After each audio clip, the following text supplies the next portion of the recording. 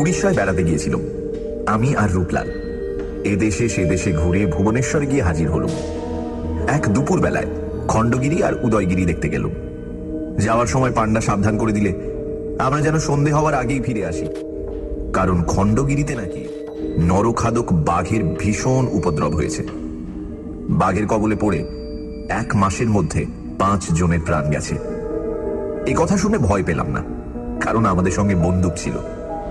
খণ্ডগিরি আর উদয়গিরি দেখতে দেখতে বেলা পড়ে গেল, এবং বেলা পড়ে আসার সঙ্গে সঙ্গে সারা আকাশ কালো করে শুরু হলো ঝড় আর বৃষ্টি। তাড়াতাড়ি ছুটে এসে ডাকবাংলোর ভেতরে আশ্রয় নিলাম। বিকেল গেল, সন্ধে উতরে গেল, কিন্তু সে ঝড় বৃষ্টি তবু থামল না। বাংলোর বেয়ারা এসে বললে, বাবু, আজ আপনারা এখান থেকে যাবেন কেমন করে? রূপলাল বললে, কেন, যেমন করে এসেছি তেমনি করেই ফিরে যাব, অর্থাৎ 2 পায়ে ভর দিয়ে। বেয়ারা ঘাড় নেড়ে বললে, আজ আর তা পারবেন না, একেই ঝড় জল, তার উপরে শুনেছেন তো। আমি বললাম, হ্যাঁ, বাঘের উপদ্রবের কথা বলছো তো? শুনেছি। বেয়ারা বললে, খালি বাঘ নয়, পেতনির ভয়ও আছে। রূপলাল বললে, তাহলে আজ আমরা এই বাংলোতেই রাত কাটাবো। জীবনে কখনো পেতনি দেখিনি, আজ তাকে দেখবো। আর যদি পছন্দ হয় তাহলে পেতনিটিকে বিয়ে করে দেশে ফিরবো। বেয়ারা বললে, বাবু, আপনি জানেন না তাই ঠাট্টা করছেন। বেশ, আপনারা তাহলে আজ এখানে থাকবেন তো? আমরা বললাম, হ্যাঁ। বেয়ারা বলল, তাইলে আপনাদের জন্য রান্না বান্নার আয়োজন করি গিয়ে। এই বলে সে চলে গেল। রাত হলো, বৃষ্টি এখনো ঝরছে, ঝড় এখনো গর্জন করছে। রাতে খেতে বসেছি, এমন সময় বাংলোর দরজায় ঘন ঘন করাঘাত হতে লাগলো। আশ্চর্য হয়ে ভাবতে লাগলাম, এমন জায়গায় এই দুর্যোগে দরজা ঠেলে কে? বেয়ারা চেঁচিয়ে জিজ্ঞাসা করলো, কে?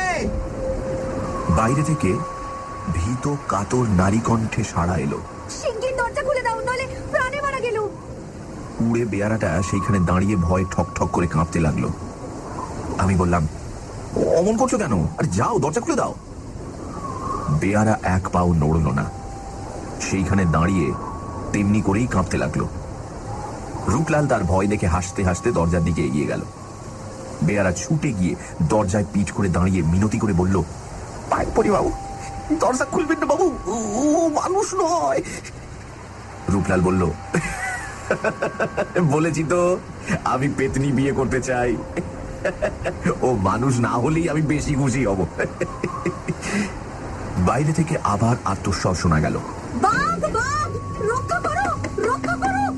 রূপলাল আর বাধা মানল না। বেয়ারাকে 1 ধাক্কায় সরিয়ে দিয়ে 1 টানে সে দরজার খিলটা খুলে দিল। একটা ঝোড়ো হাওয়ার সঙ্গে দরজা ঠেলে তাড়াতাড়ি ভেতরে প্রবেশ করলো একটি স্ত্রী মূর্তি। তাকে ভালো করে দেখবার আগেই বাতাসের ঝাপটে ঘরের আলোটা গেল নিভে। বেয়ারা হাউ মাউ করে চেঁচিয়ে কেঁদে উঠল। সেই অন্ধকার রাত, সেই ঝড় বৃষ্টির হুলস্থুল, সেই পার্বত্য অরণ্যের ঘন ঘন দীর্ঘশ্বাস, সেই অভাবিত ও অজানা নারী মূর্তির আকস্মিক আবির্ভাব, এবং আলোহীন ঘরের ভেতরে বেয়ারার সেই কান্না, এই সমস্ত মিলে চারিদিকে কেমন একটা ছমছমে অস্বাভাবিক ভাব সৃষ্টি করল। আমি ব্যস্ত হয়ে বললাম, রূপলাল, শিগগির দরজাটা বন্ধ করো, আমি আবার আলোটা জ্বেলে নি। রূপলাল দরজায় খিল তুলে দিল। আমি আলোটা জ্বাললাম। কৌতূহলী চোখে ফিরে দেখলাম, ঘরের কোণে দাঁড়িয়ে একটি অসীম রূপসী মেয়ে ভয়ে ঠকঠক করে কাঁপছে। তার এলোমেলো চুলগুলো এলিয়ে মুখ, কাঁধ ও বুকের ওপর এসে পড়েছে, এবং তার সর্বাঙ্গ বৃষ্টির জলে ভিজে গেছে। মেয়েটির বয়স হবে 18 কি 19।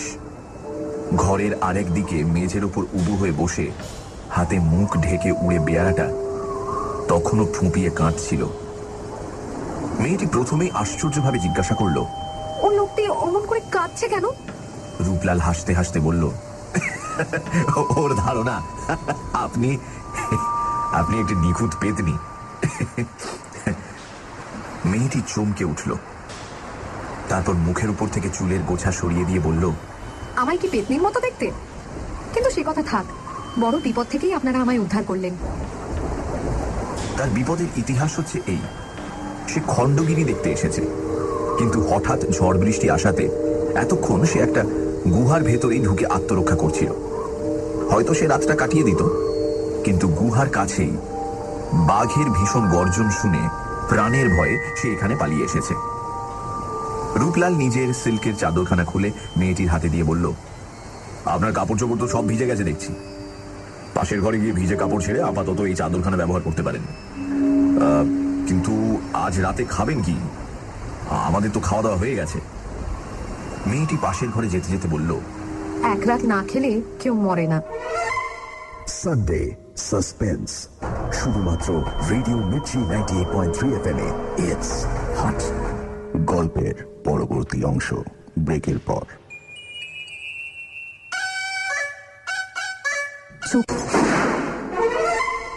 সানডে সাসপেন্স, শুধুমাত্র রেডিও মির্চি 98.3 FM এ।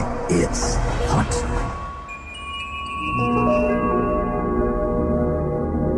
সানডে সাসপেন্সে আজ শুনছেন হেমেন্দ্র কুমার রায়ের লেখা কে। গল্পের কথক আর রূপলাল এসেছে ভুবনেশ্বরে।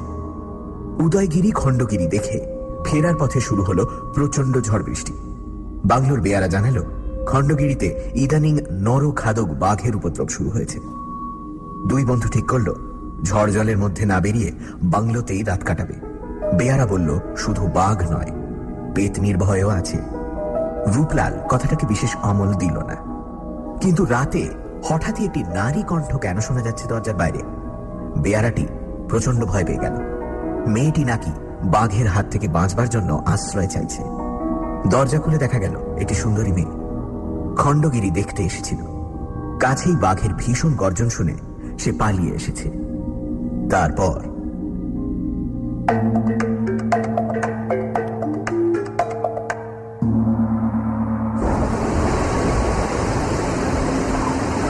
আমি ও রূপলাল আলোর শিখাটা খুব কমিয়ে দিয়ে শুয়ে পড়লাম। বন্দুকটাকেও শুইয়ে রাখলাম ঠিক আমাদের মাঝখানে। শুয়ে শুয়ে শুনতে লাগলাম বন জঙ্গলের ওপরে পাহাড়ের বৃষ্টির অশ্রান্ত শব্দ।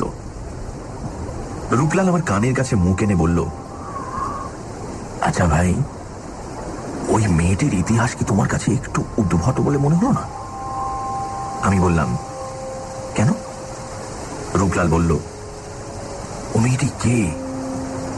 ওর কি কোনো অভিভাবক নেই? অত বড় মেয়েকে কি কেউ একলা এই বিদেশে ছেড়ে দেয়? ওর মাথায় সিঁদুর নেই, গায়েও একখানা গয়না নেই। সবই যেন কেমন রহস্যময়। আমি পাশ ফিরে শুয়ে বললাম, ওইসব বাজে কথা ভেবে তুমি মাথা গরম করতে থাকো। ততক্ষণে আমি এক ঘুম ঘুমিয়ে নি।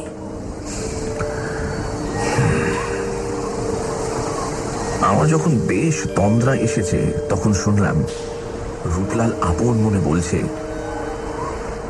সুন্দরী মেয়ে, কিন্তু তার চোখ দুটো কি তীক্ষ্ণ। ওর চোখ দুটো যেন ওর নিজের চোখ নয়, যেন কোনো হিংস্র জন্তুর চোখ। কতক্ষণ ঘুমিয়েছিলাম জানি না। হঠাৎ কি একটা অস্বস্তির ভাব নিয়ে আমি ধর্মর করে জেগে উঠলাম। তারপর চোখ খুলেই যে দৃশ্য দেখলাম, সারা জীবনে কোনোদিন তা ভুলতে পারবো না। এই ঘর থেকে পাশের ঘরে যাবার দরজার দিকে পিছন করে মাটির উপরে স্থিরভাবে বসে আছে প্রকাণ্ড একটা বাঘ। আমার বুকের গতি হঠাৎ যেন থেমে গেল। অত্যন্ত আড়ষ্টভাবে স্তম্ভিত চোখে বাঘটার দিকে তাকিয়ে রইলাম, আর সেও তাকিয়ে রইল আমার দিকে। এইভাবে কিছুক্ষণ কেটে গেল। ইতিমধ্যে অল্পে অল্পে হাত সরিয়ে পাশের বন্দুকটা আমি চেপে ধরলাম। বাঘটা আস্তে আস্তে উঠে দাঁড়ালো। তারপর হঠাৎ হেঁট হয়ে পড়লো লাফ মারবার জন্য। চোখের নিমেষে আমিও বন্দুকটা নিয়ে উঠে বসলাম এবং তাকে লক্ষ্য করে গুলি ছুড়লাম। একটা উল্টো ডিগবাজি খেয়ে বাঘটা পাশের ঘরে গিয়ে পড়ে অন্ধকারে মিলিয়ে গেল। সঙ্গে সঙ্গে স্ত্রী কণ্ঠে বারবার ভীষণ আর্তনাদ।